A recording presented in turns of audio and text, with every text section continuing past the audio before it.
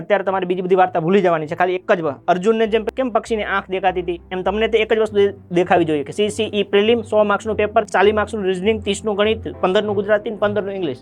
આટલું જ તે. વધારે ડાપણ કરવાની હાલ કોઈ જરૂર નથી. હા, આ બધું આવડતું હોય તો મેન્સની પ્રિપેરેશન કરો.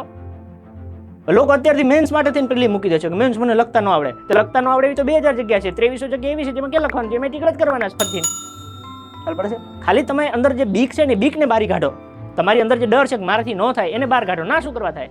મહેનત કરવાની દાનત હોય તો બધું થાય. અને આપણે સાબિત કરવાનું છે. નથી આવડતું કાંઈ વાંધો નહીં, એને પહેલાં સ્વીકારો કે ભાઈ મેં ગણિત જિંદગીમાં નથી ગણ્યું એટલે મને નથી આવડતું, કે રિઝનિંગ હું ક્યારે નથી ભણ્યો એટલે મને નથી આવડતું, ઇંગ્લિશમાં મને વાંચતા નથી આવડતું. એ એક્સેપ્ટ કરો, એને સ્વીકારો કે આ મને નથી આવડતું.